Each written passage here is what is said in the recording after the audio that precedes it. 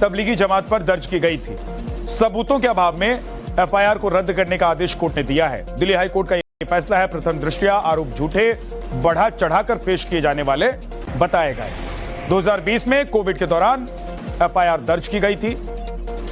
गौरव श्रीवास्तव हमारे सहयोगी हमारे साथ जुड़ गए हैं। गौरव, क्या कोई सबूत नहीं मिला और 16-16, 17-17 एफआईआर दर्ज हो गई थी? बिल्कुल, देखिए उस वक्त तबलीगी जमात जिसका सालाना कार्यक्रम देश दुनिया के किसी न किसी कोने में होना होता है, वो उस वक्त 2020 में भारत में होना था। 13 से 15 मार्च के बीच में उस दौरान ये जो तमाम जो विदेशी नागरिक इस तबलीगी जमात में शामिल होने आए थे, वो अचानक से वीजा रद्द किए जाने की वजह से भारत में फंस गए थे। उसके बाद भारत के जो लोग तबलीगी जमात से जुड़े थे, उन लोगों ने उन विदेशी नागरिकों को अपने घर में शरण दी थी।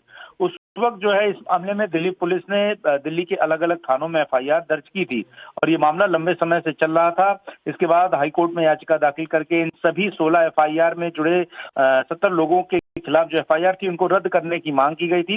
दिल्ली हाईकोर्ट में जस्टिस नीना मंसल कृष्ण की बेंच ने यह पाया कि ये जो पूरी एफआईआर थी वो प्राइमा फेसाई, उसमें किसी भी तरह के सबूत नहीं थे और ये लोग जो पूरा ये कंसिडरेशन हुआ था, ये जो पूरा कार्यक्रम हुआ था तबलीगी जमात का, ये प्री प्लान था और चूंकि सरकार के फैसले की वजह से ये लोग फंस गए थे, ऐसे में ये नहीं कहा जा सकता है कि उन्होंने किसी भी तरीके से लॉकडाउन के आदेशों का पालन नहीं किया या फिर उन्होंने जानबूझ के महामारी फैलाने के लिए लोगों को किया। और ये भी कहा गया कि सिर्फ कोरोना के प्रतिबंधों के चलते ही वो लोग बाहर नहीं निकल पाए थे और इसी वजह से बड़ी संख्या में मस्जिदों में ठहराया था। लेकिन उसके बावजूद पुलिस ने उनके खिलाफ गैर कानूनी गतिविधियों का हवाला देते हुए केस दर्ज कर लिया था। कोर्ट ने कहा कि ऐसे मामलों में न्यायालय को अधिकार है कि वो जांच करे कि क्या वास्तव में इस मामले में जो तबलीगी जमात के लोग थे उनकी कोई आपराधिक मंशा थी या फिर उस वक्त के हालातों की वजह से उनको इस तरह से इकट्ठा होना पड़ा। जानकारी के लिए When the stakes are high and the answers are elusive, there's one voice unafraid to challenge the status quo. At 8 p.m, I am not here to sugarcoat the truth. Tablighi Jamaat पर दर्ज की गई थी। सबूतों के अभाव में एफआईआर को रद्द करने का आदेश कोर्ट ने दिया है। दिल्ली हाई कोर्ट का यह फैसला है। प्रथम दृष्टया आरोप झूठे, बढ़ा चढ़ाकर पेश किए जाने वाले बताए गए। 2020 में कोविड के दौरान एफआईआर दर्ज की गई थी। गौरव श्रीवास्तव हमारे सहयोगी हमारे साथ जुड़ गए हैं। गौरव, क्या कोई सबूत नहीं मिला और 16-16, 17-17 एफआईआर दर्ज हो गई थी?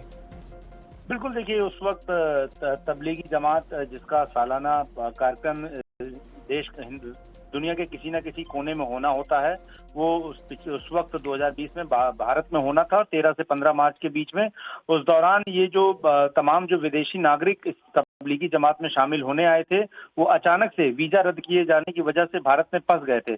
उसके बाद भारत के जो लोग तबलीगी जमात से जुड़े थे, उन लोगों ने उन विदेशी नागरिकों को अपने घर में शरण दी थी। उस वक्त जो है इस मामले में दिल्ली पुलिस ने दिल्ली के अलग अलग थानों में एफआईआर दर्ज की थी और ये मामला लंबे समय से चल रहा था। इसके बाद हाईकोर्ट में याचिका दाखिल करके इन सभी 16 एफआईआर में जुड़े 70 लोगों के खिलाफ जो एफआईआर थी उनको रद्द करने की मांग की गई थी। दिल्ली हाईकोर्ट में जस्टिस नीना मंसल कृष्ण की बेंच ने यह पाया कि ये जो पूरी एफआईआर थी वो प्राइमा फेसाई, उसमें किसी भी तरह के सबूत नहीं थे और ये लोग जो पूरा ये कंसिडरेशन हुआ था, ये जो पूरा कार्यक्रम हुआ था तबलीगी जमात का, ये प्री प्लान था और चूंकि सरकार के फैसले की वजह से ये लोग फंस गए थे, ऐसे में ये नहीं कहा जा सकता है कि उन्होंने किसी भी तरीके से लॉकडाउन के आदेशों का पालन नहीं किया या फिर उन्होंने जानबूझ के महामारी फैलाने के लिए लोगों को किया। और ये भी कहा गया कि सिर्फ कोरोना के प्रतिबंधों के चलते ही वो लोग बाहर नहीं निकल पाए थे और इसी वजह से बड़ी संख्या में मस्जिदों में ठहराया था। लेकिन उसके बावजूद पुलिस ने उनके खिलाफ गैर कानूनी गतिविधियों का हवाला देते हुए केस दर्ज कर लिया था। कोर्ट ने कहा कि ऐसे मामलों में न्यायालय को अधिकार है कि वो जांच करे कि क्या वास्तव में इस मामले में जो तबलीगी जमात के लोग थे उनकी कोई आपराधिक मंशा थी या फिर उस वक्त के हालातों की वजह से उनको इस तरह से इकट्ठा होना पड़ा। जानकारी के लिए When the stakes are high and the answers are elusive, there's one voice unafraid to challenge the status quo. At 8 p.m, I am not here to sugarcoat the truth.